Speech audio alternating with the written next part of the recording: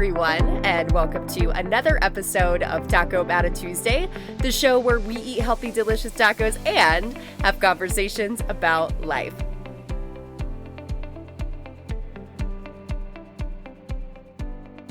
Let's go back together and tell the younger version of ourselves these things, because I'm sure they need to hear this. I would tell her that I forgive her and that I know she was trying the best that she absolutely could with what she knew that she had and what she knew at that moment in life. I would tell her that she doesn't need to try so hard to get someone to love her. I would tell her to listen to her gut feelings and her instincts, and to know when something doesn't feel right, it's probably because it's not. I would tell her that it's okay to let go of something that isn't serving her anymore. I would tell her that I know that it feels scary to let go of something familiar, but letting go will only open up new doors, and there's nothing to be afraid of. I would tell her that someone shouldn't have to lose you in order to see your worth. And I would tell her that I'm really proud of her, because somehow she got through it when she didn't think that she would. This was a reel that was put up by Natalie Bell on Instagram. If you don't follow her, you should. And it got me through a really tough time just even a couple months ago. And she was actually asked, what would you tell your younger self if you had the chance to go back and have a conversation with her? And what's funny is that I asked about podcast topics a couple of times over the last few weeks, and someone asked me to answer the same question. And so that's what we're going to talk about today on the podcast, is my answer to what it is that I would tell my younger self, in hopes that it connects with you and maybe allows for you to find peace with some similar things. So before we do that, though, let's go ahead and talk about the taco of the week. Y'all, I made my own homemade tzatziki sauce, and that homemade tzatziki sauce got put on these tacos. And I don't know if you're a fan of like sun-dried tomatoes and just delicious savory meat all mixed up together with that combination and some goat cheese. That's basically what the taco was. So tzatziki tacos is what I'm calling it, because otherwise there would be like 17 words if I was to explain everything that's on this taco. It's delicious, and if you are a fan of like Mediterranean Greek cuisine, you're gonna need to go and check out the show notes before you leave the episode today. All right, let's jump into it, shall we? I'm excited for this podcast, honestly, and I think that before I get into what I would tell my younger self, being in the shoes that I'm in today, I think I should go back and tell you guys a little bit more about me in my younger self, in my younger days, just to give you an idea of not necessarily just the wounds, but why I am the way that I am today and why I've had to overcome certain things. So I would say overall, childhood, I had a pretty awesome life. Amazing parents, great sister. I was involved in competitive sports, so I was a competitive dancer for 13 years. I also played competitive softball. I did the things, right? And so from the outside looking in, you know, people typically saw me as this happy, you know, just really energetic gal. On the inside, I would say that was pretty consistent up until, you know, the middle school, high school years, where things started to shift a little bit. When I was in school, you know, girls are mean. Let's just call it for what it is. Girls, but just people in general, they can be sour. And especially at that age when you're, you know, end of middle school, beginning of high school, drama, gossip, all that stuff is real. And I was lucky enough to go to a school that was insanely small, where my graduating class was 20 people big. So I was with the same people from like 7th grade until I graduated high school. So it's just bound to happen where you kind of get stuck in, I don't want to say toxic environments. That's not necessarily what it was, but people know too much about you and things can get twisted really easily, right? And so there's just certain situations that I would say that happened, and I honestly can't even recall half of really what it was, but just certain things where drama arose, and I was the person that got picked on and faulted for, and so I was the person that would spend lunches alone, like hiding in teachers' classrooms and eating alone. And I wouldn't go like out to games or anything like that, which is like all of the fun in being in high school is just like having friends and going out and doing things with them. Like I was usually home on the weekends. And when I wasn't just home on the weekends or at school, I was also a competitive dancer. And if you guys know anything about like competitive dancing or just competitive sports in general, you spend a lot of your time on the field doing the thing. And that was me. Like I spent several hours of my week at the dance studio rehearsing for upcoming competitions. And I made a pretty interesting switch about halfway through my dance career where I went from one studio that I grew up at to a different studio that was more ballet based, taught a lot of technique, and they were amazing. But I was the outlier. I was almost felt like the donkey coming into the bunch of beautiful horses. I don't know why I thought of that, but that's just what I thought of. I wasn't technically as trained, and these girls have literally been together since they were young. So friends wise, I didn't really have any.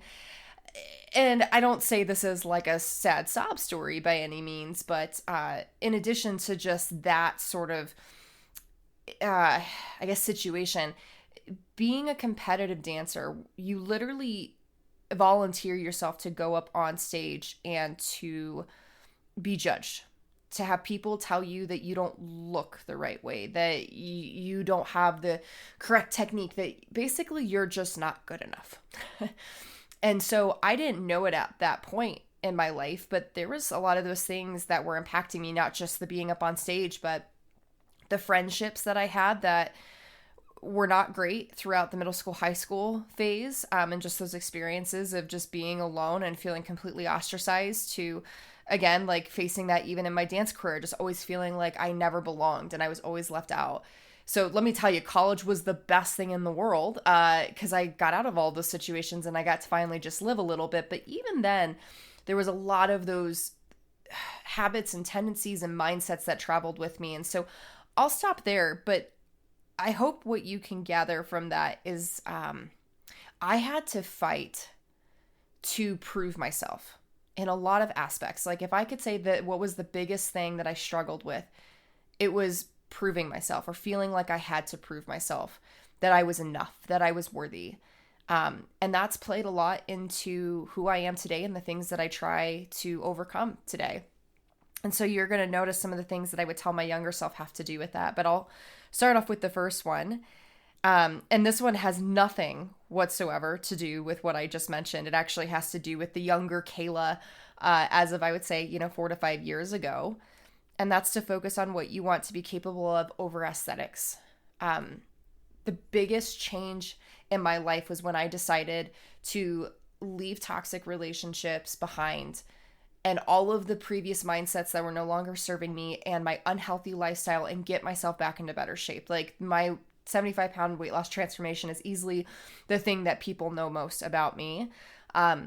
And it was a huge decision, but it was also a decision based off of I want to look better. Yes, I wanted to feel better, but mostly I wanted to look better because I thought that maybe I would be accepted. I thought that maybe I would love myself more, not just in the mirror, but just in general, if I looked better, right? And that sounds kind of shallow to say, but I feel like a lot of people go through that, have maybe very similar experiences. You might be going through that right now, and I'm not going to say that you're wrong or shallow for ever thinking that, but what I encourage you and what I would encourage my younger self is to more quickly realize that it is not about what you look like. No one's ever going to remember what you look like. It's all about what you are capable of doing, because the moment that I started switching my health journey from that, not only was I seeing, my physique change, but my confidence was changing. The way that I was talking to myself was changing. The things that I was wanting to try, it was changing. And that is such an important shift that I hope that so many of you listening to this can make, that it's not about what size you wear. It's not about the number on the scale. It is truly about what do you want to say that you did in this life? What is going to allow for you to truly live life full out to the max? Get your mind, your body, your emotions, get yourself fit for that, because that means way more. The next thing that I would tell my younger self is this tip, which is if it won't matter in 5 years from now, don't spend more than 5 minutes dwelling on it. I love this tip so much because I feel like these days it's super easy to maybe take things personal or to get ticked off about something when something doesn't go your way or whatever it be, right? Where these little things nitpick at us. And so sometimes when that happens for me nowadays, I'll sit there and think, okay, is this one thing going to actually matter in a couple years from now? And if it doesn't, I don't want to spend more than 5 minutes talking about it, dwelling on it, because then I'm actually wasting my life. And that's not fun, right? The time that we have in this life, I feel like is so limited. And I don't want to spend my time dwelling on the things and the shit that just doesn't matter. So I'm not saying don't process your feelings. Obviously, take what you need to in order to get it out and to leave it behind and to not just put a Band-Aid over it to only have to re-seek it again.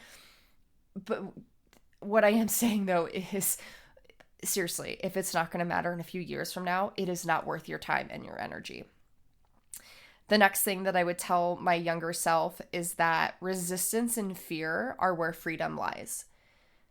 I think, again, kind of going back to the last one a little bit, when we experience that resistance in our life, when we come head up with something and we're absolutely terrified, it's really easy for us to just step away because of just how we are built as human beings, how our brains how evolution has evolved our brains over time, right? It's just a part of our complex as a human being is to not be afraid, right?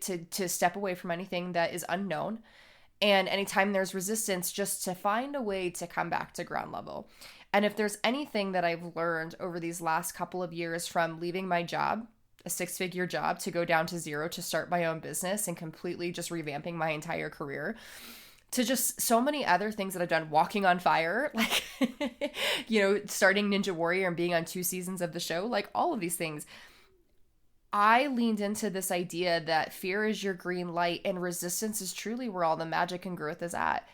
And so if I was to go back and tell my younger self this, I would tell her just that in those moments where she felt afraid, that she felt like she was doing things wrong because things weren't going perfectly, that she was exactly where it is that she was supposed to be, that resistance, that fear is everything. And it's going to teach her how to be so strong so that when something down the road comes her way, she can overcome it, no problem, no questions asked. The next thing that I would tell my younger self is that she gets to define success. When I was younger, my dad, and I'm very thankful for this, I definitely don't knock this, but I was taught to work really hard. And I had a job by the age of 14. Fun fact, I worked at Waterworld. That was my very first job. If you're from Colorado, you will know what that is. And I was a bags and tubes girl, so I literally checked people's bags and lugged tubes up some big hills. Then I worked for Kmart, LOL, all the things, right? So I was working at such a young age before I got even into the food service industry, and I've been working ever since. And what I had thought from anything from my school career to my professional career to even athletics, just any of those careers, is that success was big accomplishments, making money, titles, maybe material things. It was all of those things that I think that society was really good at pushing upon us. Like, go to college, get a degree, get a job, buy a house, have a family, right? Like the perfect linear thing of if you don't do that, you're kind of a failure. And so if there's anything that I'd go back and tell my younger self is that she got to define what success looked like for her in her life, because what success looks like for me now is vastly different than what it looked like even a couple years ago when I started my business. I thought it was about having the money. Like in my corporate job, I made so much money, I didn't even know what to do with it. I was going up through the corporate ranks, like no problem. I was a very successful employee at where I last worked, and I had it all from the outside. I had the car, I had the apartment, I had the independence, but I didn't have the happiness. And one thing that Tony Robbins taught me is that success without fulfillment is the biggest failure. And that really hit home to me. And that's where I want you to really think about, what is your current definition of success? And what would you tell your younger self your current definition of success is, right? That it doesn't have to be about having or doing all the things, but maybe it is just truly acting from joy, from experiencing fulfillment from the different areas of life that you spend your time in. I can tell you that's really close to what success looks like and means for me. Okay. And it's going to change, and that's okay. But just know that you get to define it and no one else has to. And that's something that's special to you. The next thing that I would tell my younger self is what is meant for you will never miss you. I've said this at least every single podcast for the last couple of weeks, but it goes without saying that if I could tell my younger self what is meant for you will never miss you, I would hope for her that she would have taken more risks, and that she wouldn't have dwelled on those moments where maybe she had the brutal things happen to her, or maybe got bad news when she worked so hard to, be the most perfected dancer she could be and never got recognized for it. I would tell her in that moment, what's meant for you will never miss you. And if you keep your heart open, the right things are going to come your way. The next thing that I would tell my younger self is that people will try and make their insecurities your insecurities by hurting you with them. I posted this on my reel today. It's just so funny. Last week, I got some news from some of the gals in one of the fitness classes I teach during the week. And it doesn't even matter. I don't even care to share what it was. It honestly is just quite silly. But what was shown was that people have some pretty deep-rooted insecurities, and hurt people will try and hurt people. And that's what I would easily go back and tell my younger self, is that when people were out to hurt me in those different ways, it wasn't because I wasn't enough. It wasn't because I did something wrong. I mean, again, I'm not trying to say I'm going to point the finger and not assume any of the blame. That's not where I'm going for here. But just more or less the idea of there is going to be people in life that are going to try and bring you down, that are going to try and dull your shine. Don't let them. Really reflect and come back home to you and realize that, yes, there's maybe some sort of thing that you could learn from the situation, but mostly to not take things personally and to not let their insecurities become yours. Because when you do, you give away your power, and they will always win. Don't let them win, because they're not worth it. Trust me. Okay. The next thing that I would tell my younger self is, when you feel alone, you were never actually alone.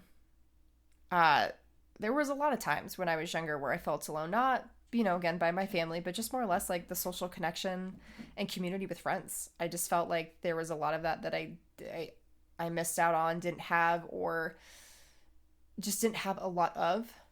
And I learned a lot of amazing things from it. I learned how to be really independent. I learned how to go out and work really hard and do amazing things for myself without having to depend on other people. But what that kind of turned into as an adult is that I've struggled to trust other people. And I feel like I've struggled with maybe delegating or not going through certain things in life alone.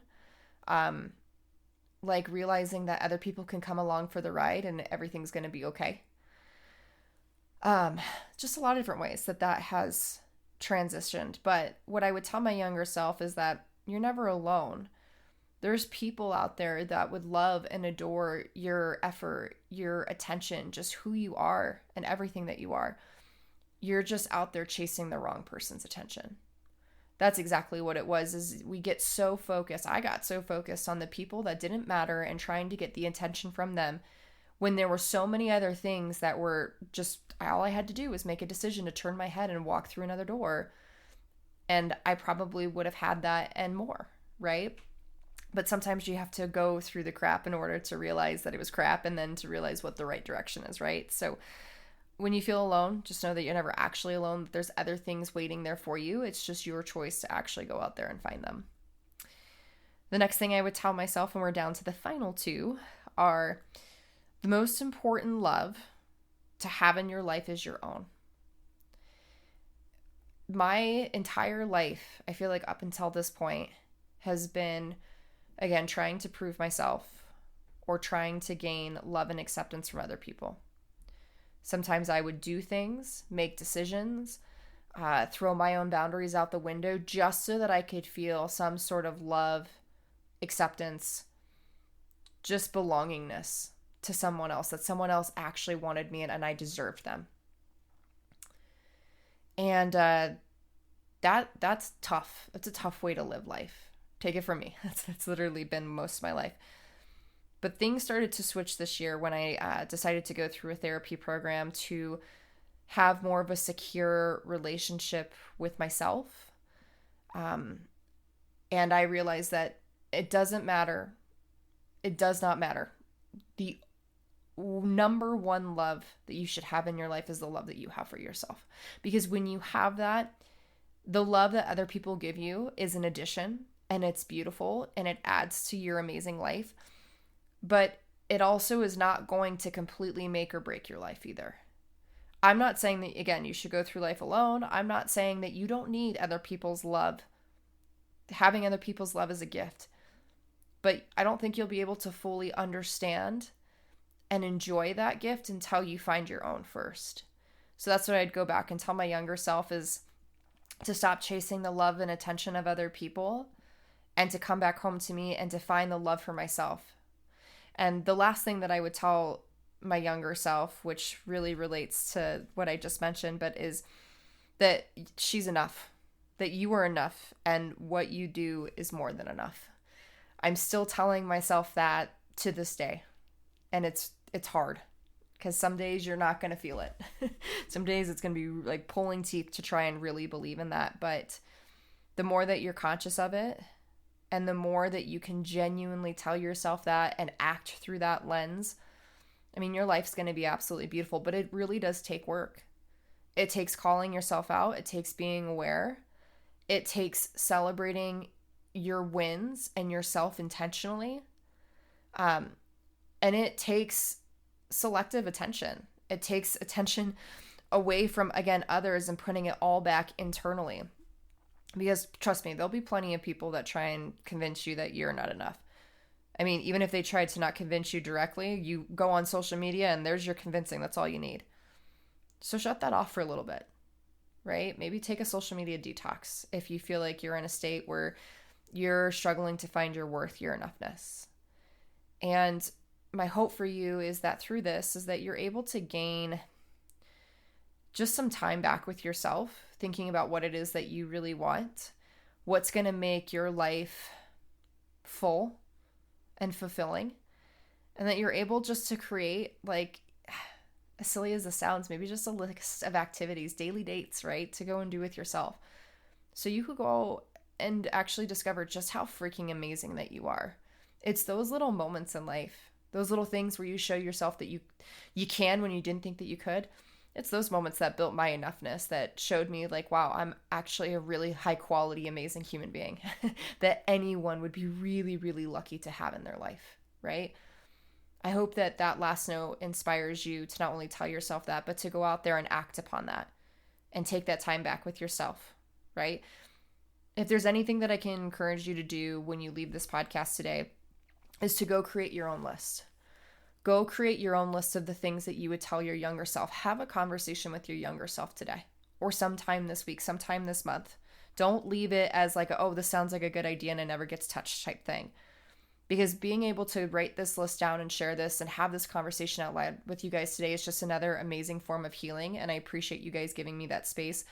But now I want to encourage you to give yourself that space, because it's probably past due and you are more than deserving of it. Thank you guys so much for showing up for you today. And I hope that this podcast really hit home. And if it did, please, please, please do someone else a favor today by sharing this episode with them, whether it's sending them the link, putting it out on social media. You never know who needs to hear this and what life it could change. Again, thank you guys so much for giving me this space. I always appreciate it. And I hope that you go and give yourself that space. And I will see you guys next week for another episode of Taco Betta Tuesday. See you then.